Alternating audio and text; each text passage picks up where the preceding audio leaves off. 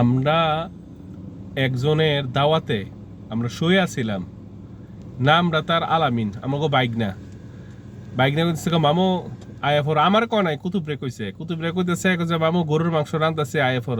কিন্তু দাওয়াতি আমরা 1 2 3 4 জন, আরো 4 5 জন আছে, তাদের নাম কিন্তু তারা দাওয়াত করে নাই আলামিনে।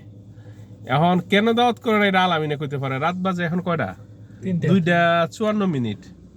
কিন্তু আমরা বিশেষ করে আসলে মনের যার সাথে মিল থাকে, আমরা হলাম খাদক মানুষ। আমরা যেখানে খাবার পাই, দিন নাই রাত নাই, ওইখানে আমরা চলে যাই।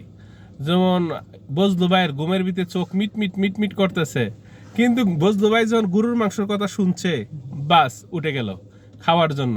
সাব্বির তো মাথার কোনো উশি নাই, তাড়াহুড়া করে। আর কুতুববার কোনো ইতিহাসই হয়ে গেছে কুতুবের খাবারের।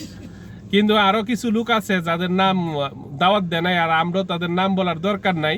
তো আমরা খুব শীঘ্রই চলে যাইতেছি, আপনার হয়তো 2-4 মিনিটের ভিতরে আমরা দাওয়াত করার জন্য প্রস্তুত।